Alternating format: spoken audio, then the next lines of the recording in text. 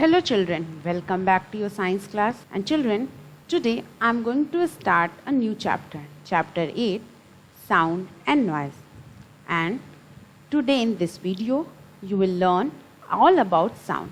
So let's start this class with an activity. Children, every one of you close your eyes and sit quietly for some time. Wherever you are, just sit quietly and close your eyes. Now, pay close attention to the sound that you hear around you. Means just sit quietly, try to listen the sound around you for few seconds.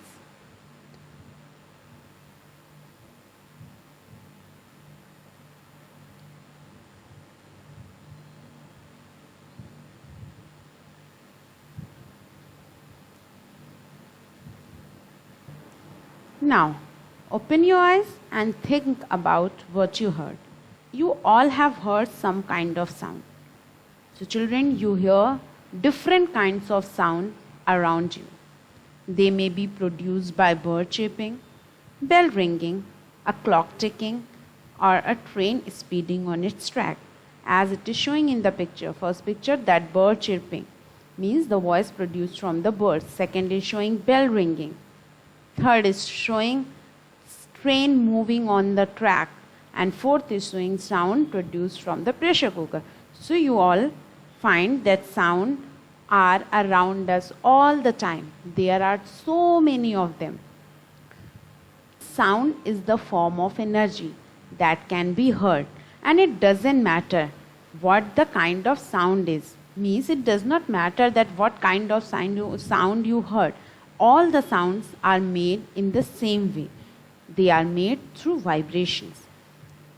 When something vibrates, it's moves back and forth really fast so that our eyes can't see them moving. But children, you know, other part of body can sense this vibration. Do you know which part is that? So that part is our ear.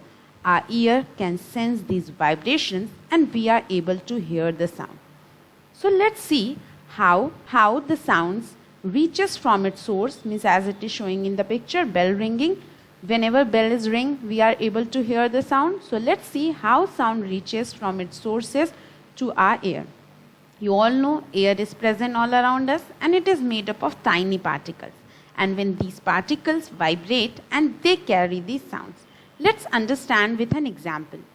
If we put few marbles together so that they are touching them each other. Now, if you throw another marble on it, you find that all the other marbles starts moving. This kind of something happens with sound. When you ring a bell, then it's vibrate, and the vibration of bells also shake up the particles of air present around it.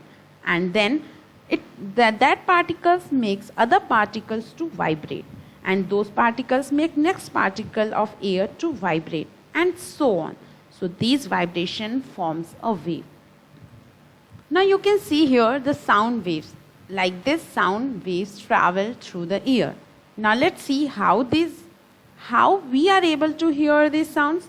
If you could look deep inside our ear, we see a spatial structure that is called as eardrum. Just look at the picture carefully. This is eardrum present in our ear, which looks like a top of drum.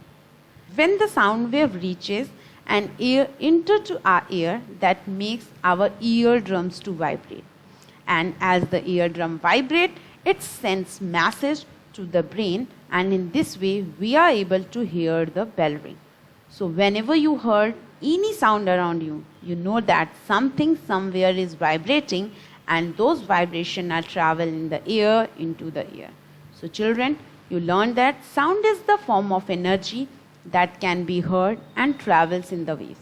And sound always comes from vibration. Whenever a body vibrates, it produces the sound. And these sound waves can travel through solid, liquids, or gases. And whenever these vibrations travel through the molecule of medium such as air, it reaches to our ears. The molecules start vibrating and bumping into each other into the air.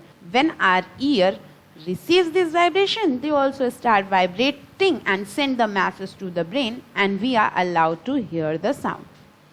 And whenever the molecules move fast, a high volume of sound is formed, then we are able to hear a loud sound. And when these particles move slowly, a low volume of sound is produced. So means conclusion is that sound is produced due to vibration only. So let's see one activity which is mentioned in your book. Try to identify the various sources of sound. Means if you are having recording of various kinds of sounds, just play it and try to identify which sound is this. Second activity is, as the picture is showing many of the objects like clock ticking, whistle, pressure cooker, dog barking and leaves falling. Children, you have heard all these sounds. It is actually a fun activity. You all can try to mimic the sound. Means you all can try these sounds and just find out your brother and sister to guess which sound you are producing. Now next topic is that kinds of sound produced in our surrounding. So some sounds you find which is good, but sometimes you find it's not good. So sounds are of two types, pleasant and unpleasant sound. Children, first is pleasant sound. Pleasant sounds are those sounds which make us feel happy, which creates positive emotions, in which you are comfortable, you are not feeling any irritation. So those sounds are called as pleasant sounds. For example, the sound of sea, soft music, especially instrumental music, laughter of children, chirping of birds. So these all sounds you find that make you happy. These all are called pleasant sounds. So few examples as you can see in the picture: chirping of birds, sound of falling water, music from musical instruments are example of pleasant sound. Another is unpleasant sound. Unpleasant sounds are just opposite of pleasant sound, that make us feel fear, that creates negative emotion, that is not good to our ear, that cause irritation, anger and stress in us. So the unpleasant sounds are those sounds which make us cring, means that create fear, plug our ear or evoke negative emotions. So such sounds which create irritation, stress, tension, negative emotions, anger in us, that are called unpleasant sound. For example, honking of horns, loud explosion, sounds from construction site, a machine drilling, hammering, nail scratching on blackboard, and when someone screaming. These all creates anger and fear in us, and that calls unpleasant sound. So few examples of unpleasant sound are showing in the picture. Sound explosion, when you will burn crackers, you might feel happy but others get disturbed because of that. Honking of vehicles, that also creates lots of irritation, and drilling machine. So these are some examples of unpleasant sounds.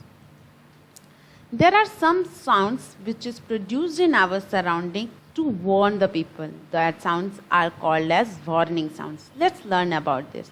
Sometimes a loud sound needs to be produced to grab immediate attention of the people. Means some sounds sometimes are produced so that the people around that can get attended and can be alert. For example, if there is a fire in a building and people need to be move away from that building, so a fire alarm is used as a warning sound. Whenever that fire alarm produces the sound, then people come to know that somewhere there is a fire and they have to move from there.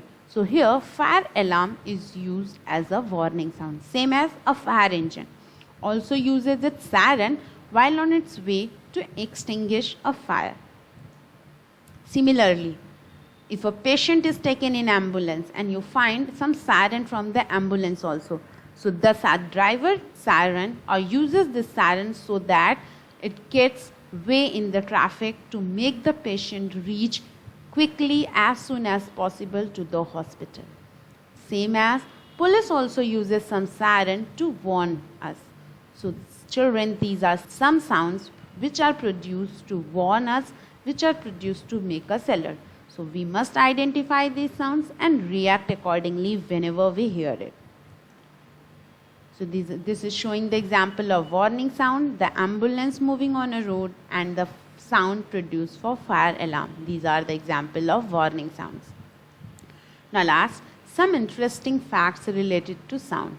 As you all know, We are able to hear the sound. Animals can also hear sounds.